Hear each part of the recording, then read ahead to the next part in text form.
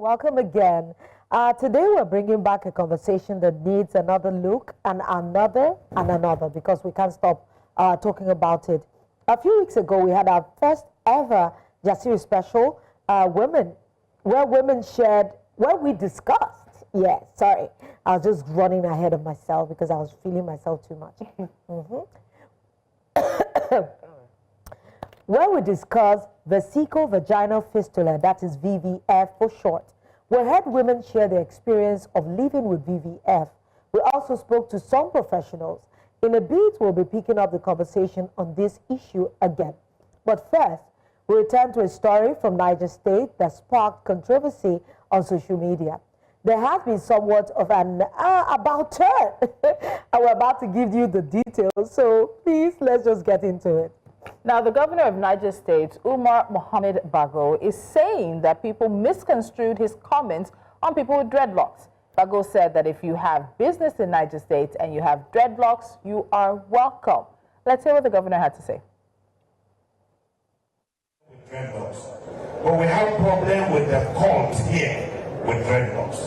So if you have dreadlocks and you have business, please come to Niger State. All that is a media propaganda. We are not driving dreadlocks from Niger State. We are only driving that cult that is becoming a menace in Niger State. Thank you, and God. All right. Now, the governor said that the backlash was caused by media propaganda. Now, during a security meeting in the state capital, he had directed security operatives to arrest anyone wearing dreadlocks, shave their heads, and fine them. He also associated such appearances with rascality and emphasized a zero-tolerance stance towards behaviors he perceived as contributing to insecurity in the state. But really, was it media propaganda? Did we get it wrong? Let's take a look at the comment that ruffled feathers. Rascality in Mina. Anybody that you find with barber or dreadlock, arrest him, barb his hair, and fine him. Nobody should carry any kind of health court again inside Mina. I have given you marching order, the security agencies. Anybody you find with a weapon, deal with him as an armed robber. So for parents, warn your children, warn your wards. Blessings. Blessings. I mean, did we not all hear it? Like anyone, like anyone mean? Is there a new description or definition for anyone? Guys should come up with something. What does media propaganda mean? It means what we said on the show was propagated. So just a reminder that the governor's dreadlocks comment didn't stand alone. It was part of a number of directives he gave regarding the security situation in Niger State. And he also ordered that anyone found in possession of any weapon, including knives and sticks, should be treated as an armed robber. He further stated that if such individuals are killed, their parents must pay for the bullets before the corpse is released. He put in place a dusk to dawn curfew across Mina and a ban on okadas and keke from 6 p.m. to 6 a.m. He warned that any house found harboring criminals would be demolished and called on parents to caution their children, declaring a fire-for-fire approach to combating crime. Now, here are some reactions to the governor's clarification. Allegedly. Good to hear this. Why was he trying to destroy the so much love and goodwill that he has attracted to himself? He has my support back. Okay, apparently. Really? You bought that? No responsible person keeps dreadlocks except those born with it, and that's natural. We are people of value, culture, and dignity as a nation. Who has bewitched us? This shouldn't even be a subject of debate, please. What is it with dreadlocks? Just say you don't like it. For social media, heaven knows what would have been happening in Nigeria if there was no social media to expose it. I agree with this. I agree. When I saw the first video, I canceled my business academy in Niger State. I remain in my Lagos State. Lagos State is the best. With this set of mindsets and power, Nigeria can never make it. It's impossible. Remove yourself and your family from Nigeria if you can before it's too late. I repeat, Jackma now. How would law enforcement differentiate between the businessmen in dreads and the targets? That's a nice one. So let's be honest. So there's a media backlash, which I knew was going to come, and we said it yesterday. That was definitely going to happen. But this thing the governor is trying to do, instead of apologizing and saying he was wrong, he's trying to blame us, the media, that they're the ones who misconstrued his comments. They don't have We played the comments. There's nowhere in the comments that he gave an exception to the dreadlocks directive. He now said that Niger State is open for anybody who has dreadlocks if you're there to do business. It's a cult. Why did you not mention cult in your previous comment? No, there was no mention I think of the Lord cult. Sky Come on now. should come together to And do make a it remix. make sense. Oh my God! You know that I would have laughed at, you know, the controversy, like the fact that he was contradicting himself. Yeah. Until I saw the first comment. So actually, there are people that buy this. And that's why I would now understand why they would think that the majority of Nigerians are foolish. Yeah. They would just buy anything. Yeah. Because you literally said something. I'm like, Even you in some states now, they'll soon ban weave-on. They'll soon ban human hair wigs. Yeah, So all of us will come. You know, when you're going to look hideous, what would someone like me do with cotton strands? the guy that said the curfew is academy. You see his hair. But you know what? Because that comment that someone said about unless it's natural, dreadlocks hair has nothing to do with personality. I did not even like the way that comment started. Yeah, No sometimes responsible. hair It's can be a way to transmit your personality, but it is not who you are. Your hair does not make you. It doesn't prove that you're a criminal or you're not a criminal. Some of the worst criminals in this country, they are on low cut, wearing suits, or wearing up and down, or wearing babariga. People that Normal looking people that will respect or see them. So what? People that propagated CBEX wore suits. Yes, Mama. Yes, people who propagated CBEX wore suits. Was it Honestly, that in Nigeria, that's why I nonsense? always say that we should differentiate an emotional child, maybe tirade, or when you're just talking. We all know that it was something was biting him, something was, you know, pricking him. We could see that So he was is it saying there's a agitated. cult in That's what I'm Niger State saying. that only has Maybe dreadlock or dada? it's a possibility. I think it's a that lack maybe of they have a cult that their MO is I don't think it's wearing. a cult thing. I think Like it's, this you know how direct thing. Do you know there are so many places you can't wear some colors to, especially if you're a man? Honestly, this direct thing that you're talking, I'm not joking. No, I know someone who went for a corporate event, a man wore a color beret, they accosted him in the bathroom, beat him, took his beret. I almost got beat up, but that was in school. And No, this one is, I'm talking, I go like an eco hotel, and he was accosted in a bathroom store and was beaten. I think For wearing a particular color beret. So maybe the MO of these dreadlocks is, of this cult in Niger State is maybe dreadlocks. But that cannot be the only way to I don't think that it has to do with labeling something a cult, because if you're labeling, even when we're small, they said once you have people who worship in small spaces, they call you a cult. And that's not and that's not necessarily what it means. So I think when you lack the terminology, the proper terminology to label something, you can say a group of people who have dreads are in a cult because you see them like irresponsible. But we have evolved past that. We're living in a time where fashion has become. What would you say about those guys who wear pink pants? No, it may not be any fashion sense. Kathy, we have not even seen anything when it comes to fashion. Yes, and you know, I agree. Nigerians, when we are ready for a fashion trend, we take it to the mass. Have you seen balloon dresses now? A dress you wear and inflate. Yes, I've seen them. You inflate it, it's like a balloon. Pants, dresses, tops. But if you inflate it for you, You do. have a pump. Yes, it comes to the like pump. that, a mini pump. I have seen it on people, on fashionistas. I'm just saying that fashion is an evolution. It's an expression. Yeah. It doesn't mean you're bad or good. Well, in times past, they would have called a Wale Soyinka an eccentric person. Because he has always had that big hair that looks funny. Yeah. And he's nicer, even now that he's even older, that the hair has thinned out. Imagine when he was in uni and refusing to cut his hair. What would his parents have said? So now you not demonize any young boy that wants to plait his hair and even make it look responsible. How about if he wants to leave it in that shaggy state?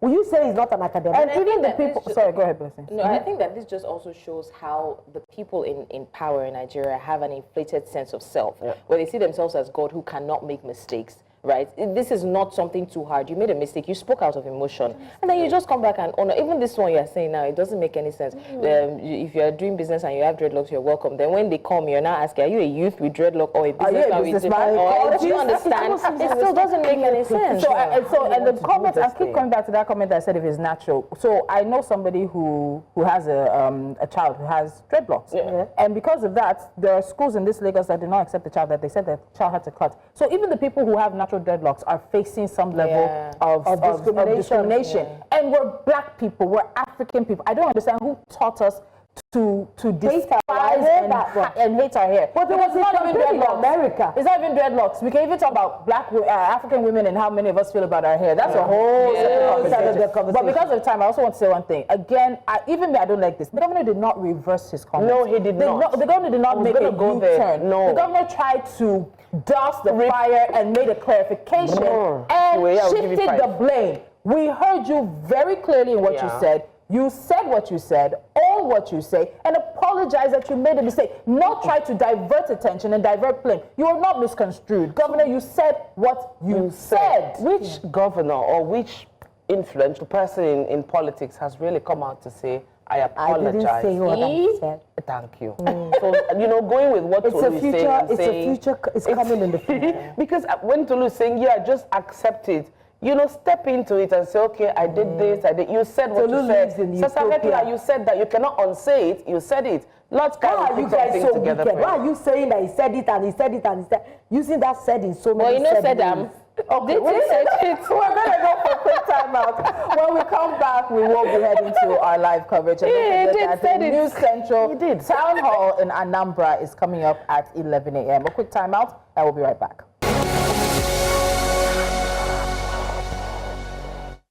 Join the conversation on social media. We are at News Central TV.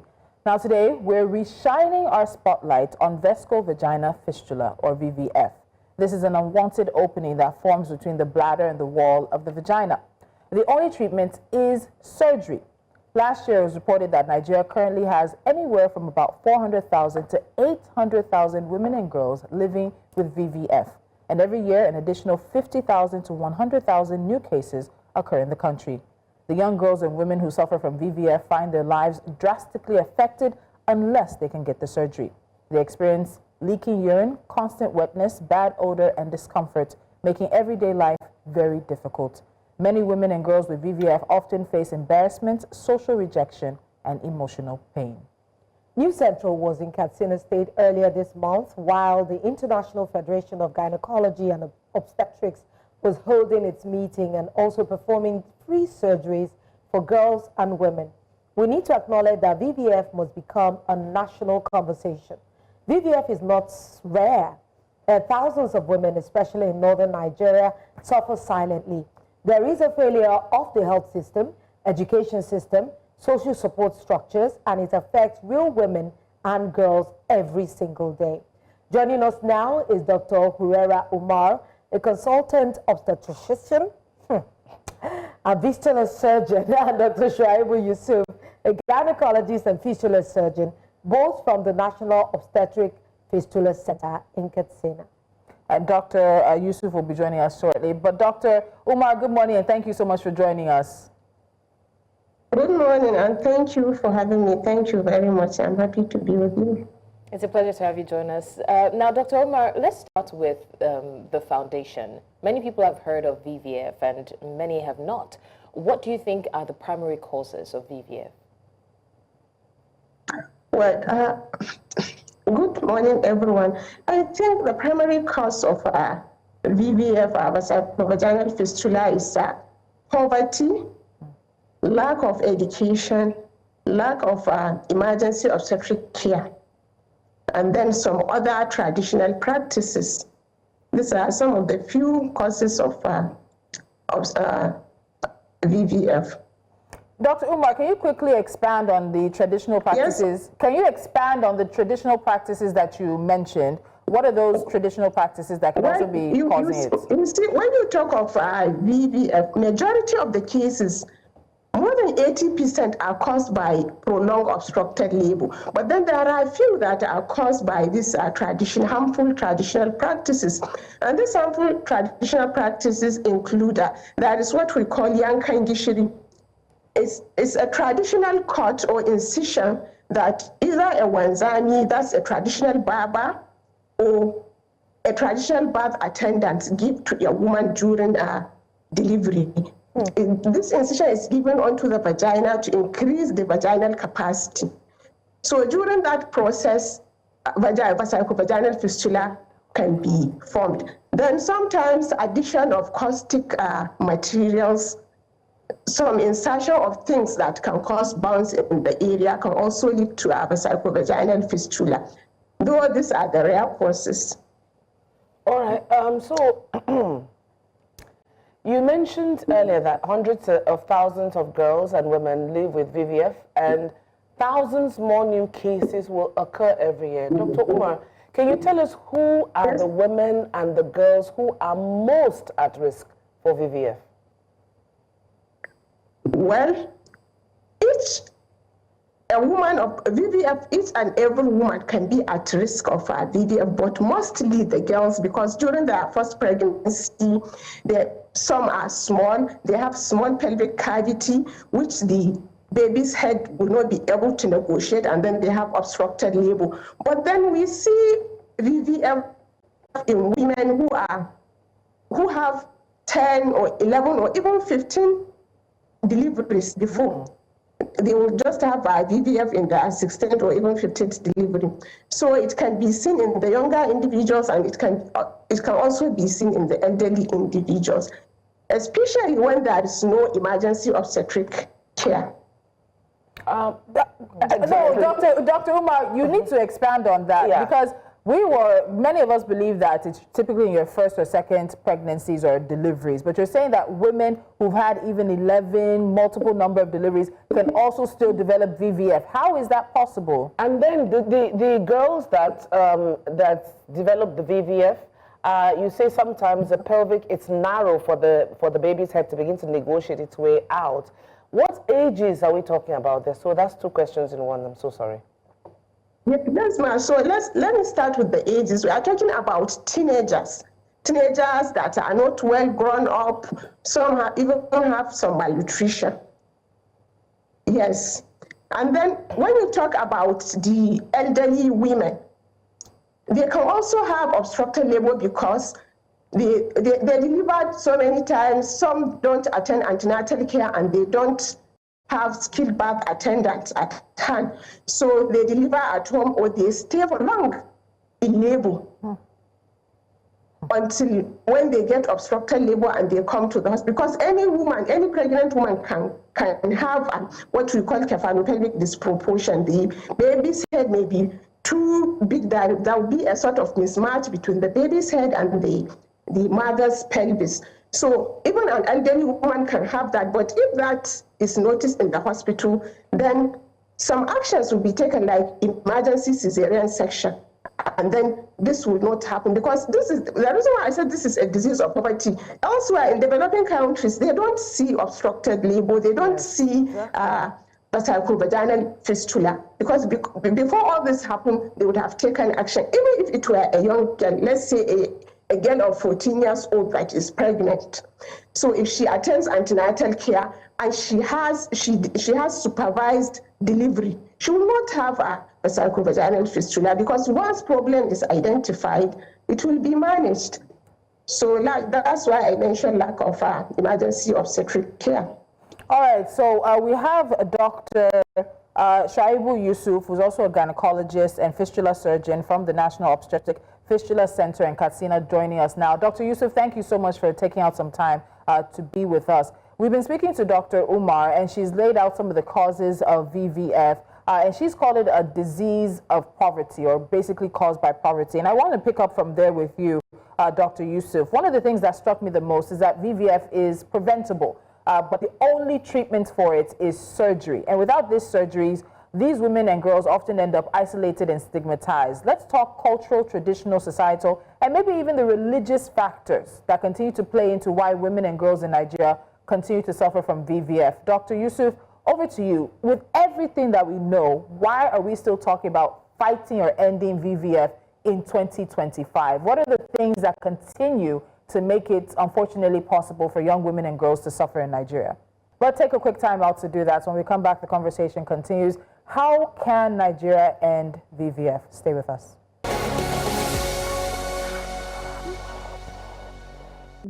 Unfortunately, we seem to be having some connection issues with Dr. Shaibu Yusuf, but Dr. Hurera Umar is still with us. Dr. Umar, I'm going back to that question that I asked Dr. Yusuf before the break, and this is because we know that VVF is preventable, but when it happens, the only treatment is surgery. So we have to talk about the situations, the structures in place that unfortunately make it possible for this to continue to happen. So is it cultural? Is it traditional? Is it societal? Are there even religious factors? You called this a disease of poverty, but I want us to go deeper and interrogate that. What are the societal structures or the systems in place that continue to put this situation in where thousands of girls and women in Nigeria suffer from VVF?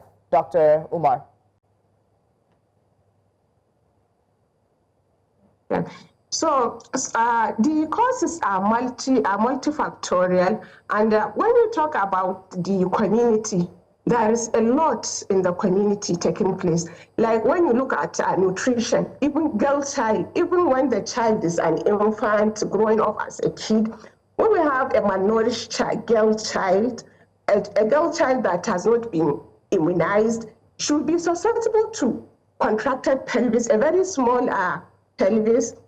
And then she can even have a contracted pelvis from poliomyelitis. So you see, lack of immunization, malnutrition, these are societal factors.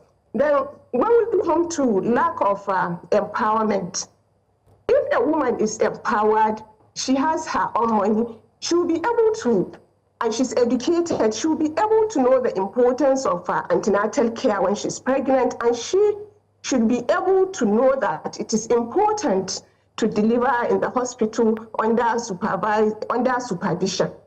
So that is a lack of empowerment for women again. The lack of antenatal care, even if all this have happened, there is malnutrition, there is no empowerment, then sometimes, especially women that are living in the far rural areas, you will see that even if they want to come for the antenatal care when they are pregnant, or even when they want to go and deliver in the hospital, some villages, especially during rainy season, they don't have good road linkages to the hospitals that they can access emergency obstetric care. So they are prone to having prolonged obstructed labor, and then are also prone to having the Vesico-Vaginal fistula. Then our culture, especially here in the north, I think the uptake of antenatal care and the uptake of hospital delivery is very low compared to that of the south. So that also contributes. And then this has to do with the empowerment and the men also coming in to help the women. And because sometimes even if a woman wants to go for antenatal care or wants to go for delivery, she doesn't have a penny. And when you go to the hospital, you have to spend money for that. But thank God now that we have the federal government is doing is giving some emergency obstetric care free of charge to women in some centers. So we get to see this to reduce, but we have a lot of that happen. And then lack of enough facilities. Maybe there may be health facility present, but then there may be no manpower, especially in the villages. Because if you see a significant number of women living with the VVF are usually coming from the village, even though we have a few number of elites also having the VVF, but those ones sometimes mostly from what we call iatrogenic fistula, maybe from surgery or other things. So these are some of the things, societal things, or things in the community that I think might have contributed to Vesico-Vaginal fistula. All right, Dr. Umar, thank you so much for the explanation. Let's talk now a little bit about stigma. we can say that there are thousands of women and girls every year, but it helps sometimes to tell individual stories. So if you don't mind, can you share like 2 stories with us of a woman or a girl living with VVF and how it has impacted her life? Where are the husbands and the families when this is all happening? Okay. So as a woman, I can say having Vesico-Vaginal fistula have a great psychosocial impact on the women.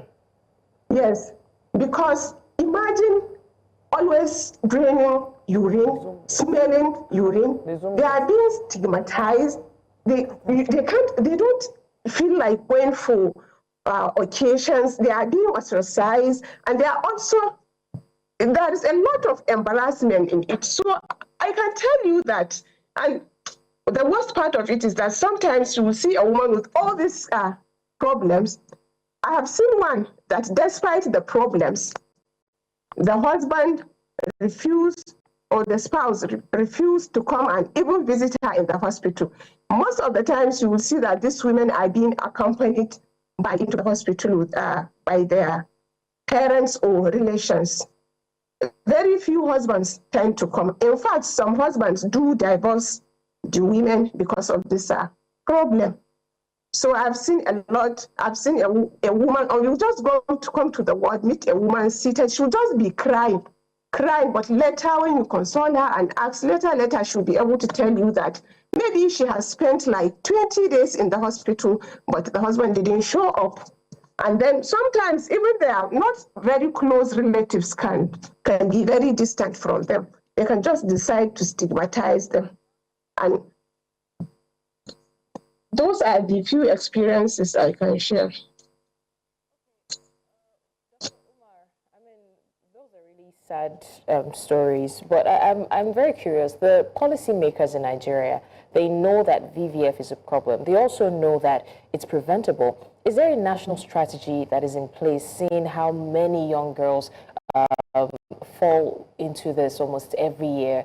So is there a strategy in place to treat it? And if there is, has it been working? Has it even been implemented? And if not, are we taking this seriously enough? A national strategy, that's what we call a national framework on obstetric fistula in Nigeria. I think it has been devised around 2018 to work up to 2025, and a new one will soon be out. And in that, there are a lot of commendations and plans and all sorts of things to see that fistula is prevented, fistula is treated, and then after treatment, fistula patients are being reintegrated into the community. And then of recent, like of last year from June, the Federal Ministry of Health took interest in this Vesico-Vaginal fistula because, as I told you, it's a disease of poverty. They will come, most of the patients will come without even a pain. So the government has created a program called Free Fistula Program, in which each fistula patient is being treated in the hospital free of charge. They are being fed free of charge, their medication and everything, surgery, everything. And when they are after discharge, they are usually given a token of 20,000 naira as transport money. So this has gone a long way. It has started in June last year. It has long a way in easing their problems. But then still, I think we have a long way to go in reducing this Thank you. Vesico-Vaginal fistula. Thank you. That was very, very touching and a very applaudable program that the government is doing. I believe that we have Dr. Shuaibu with us now. Sir, can you hear us now? I will just slide back quickly to Dr. Umar, who is still with us, sharing a wealth of knowledge with us on this particular issue. I just want to ask, because I know that surgical intervention is basically what is the only treatment that is available for VVF. Have you seen any situation where somebody has had the surgery but was immediately maybe married off again to maybe probably have another baby?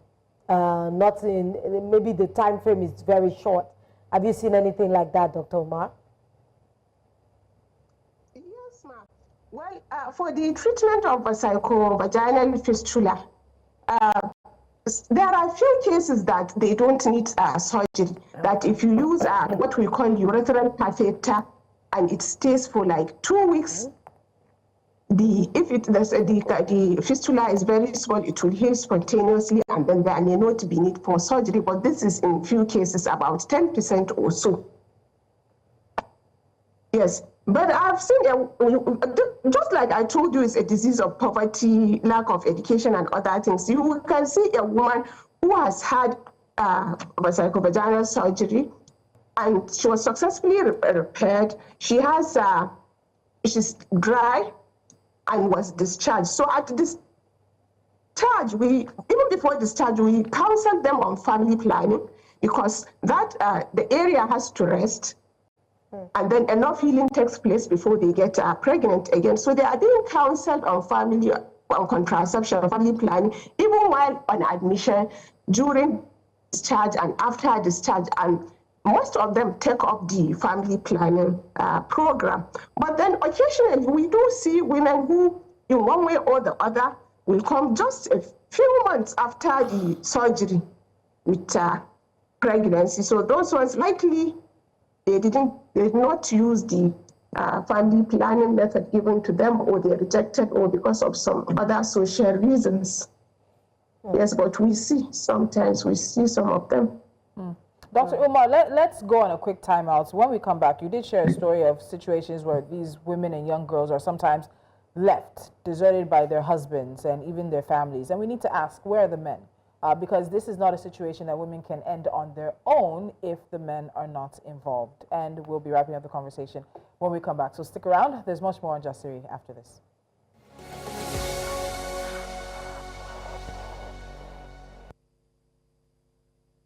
Many thanks for staying with us. It's still Justice. We've been having a very insightful conversation about a sad reality that unfortunately not many people have been talking about in Nigeria. And it's been a conversation that I will not forget for a very long time. And I'm sure many of our viewers would also not forget either. VVF is not just a medical issue.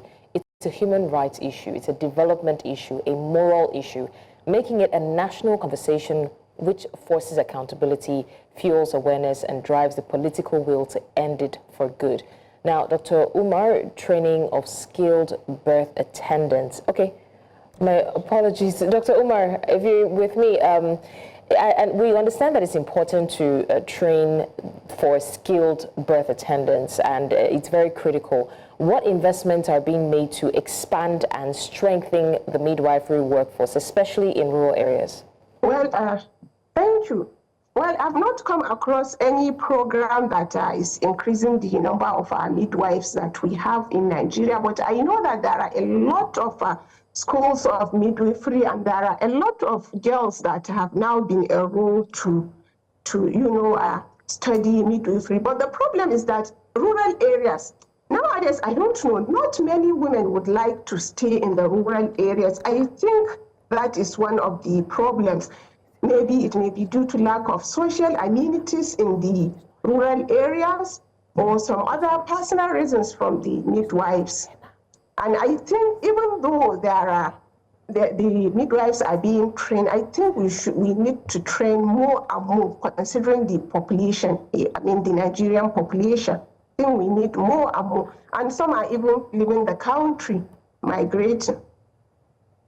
So, Dr. Umar, we spoke a little bit about it, and this was the question I was going to put to you before we went for the break. Where are the husbands, the men? How do we better involve men, husbands, male traditional leaders as they may be, local leaders and all, in the fight to end VVF? Women are not getting themselves pregnant. Young girls, let's agree, underage girls who are not developed, whose bodies are not ready for pregnancy, are not impregnating themselves. And there are situations where a man will marry a wife, she has VVF, drop her off, and move on to the next one. So where and how do we bring the men in so that we can finally put VVF to a halt in Nigeria? So, well, I think a lot of strategies have to come up here, like maybe health education, that's educating the men, telling them that these are women that are pregnant, they need antenatal care, and they need also safe delivery, supervised delivery. Then after, apart from our health education, maybe when they come, we should be counseling the husband. They should be able to be counseled whenever we have opportunity, that is in the hospital. The health education can be in the community, but then in the hospital, they should be able to have some counseling session. Maybe we should be able to devise some strategies. If a woman comes for antenatal care, we ask her to bring the husband, if possible, even if it is one, so that he also be counseled. And then maybe a lot of enlightenment in the media and other things, especially in this northern part of the world. And then some of the men will say there is no money, financial constraints and other things. But I think once they are educated and they know that this is their responsibility, once they are enlightened, once a woman is pregnant, her husband should be able to save some money for, like in 9 months, you should be able to save something for the delivery. And you know, during that antenatal care, there is what we call birth preparedness and complication readiness. And during that time, we should be encouraging the men to, you know, get what to go to the money to go to the hospital, who will bring the woman to the hospital, who will take care of the woman during delivery and some other things too. And I think also our grandparents, our grandmothers too, because all these traditional things that we do, sometimes it is us, the mothers. So maybe they should also be enlightened that they should allow the girls, their daughter-in-laws, to go for antenatal care and also to go for a supervised delivery. Yes, I think this will help. They should also encourage their sons, that's the husbands, to support the wives while pregnant, delivery, preparing, and other times too. Yes. All right, Dr. Umar, before we let you go, one last question. How do we prevent VVF? Yeah, we know that surgery is the only treatment, but shouldn't we be looking at prevention? What do we need to do or to change to turn the corner on VVF? Yes. What we need to do is to strengthen emergency obstetric care. It should be available everywhere so that any woman who has problems during childbirth can easily access emergency obstetric care, and then obstructed labor will not happen, and then she will not have a VVF as a consequence of that. Then provision of some roads so that the rural areas too can be able to access the healthcare facility. Then girl child education is very important, because for an educated girl, I think she should be able to have so many things in mind regarding prevention of a VVF. She should have heard about it. She should have known that antenatal care is very important, and then supervised hospital delivery is also very important, and things like that. This will go a long way in preventing. Once there is no emergency obstetric care, then the Vesico-Vaginal fistula has come to stay. And then once women are not going for antenatal care also, VVF has come to stay. And then enlightenment about all these other traditional practices that can lead to VVF. So it is mainly enlightenment, empowerment, and then some other things like supervised hospital delivery. Thank you very much. Thank you very much, Dr. Umar, for sharing your wealth of experience with us today. We appreciate you. What we've heard today is more than a medical issue. It's a human rights issue. VVF isn't just about health. It's about access, dignity, and the failure of systems that should protect our most vulnerable. Behind every statistic is a woman or girl who has been isolated, shamed, or forgotten, but also someone who deserves healing, justice, and a second chance at life. We owe it to them to keep the conversation going, to push for policies that prioritize maternal health and care, and the support organizations who work on the ground. This can be where the story ends, definitely, but this is where the show is ending. But thank you very much for joining us on Jasiri today. We'll see you again tomorrow. But please, keep the conversations going on our social media handles. From all of us on the table,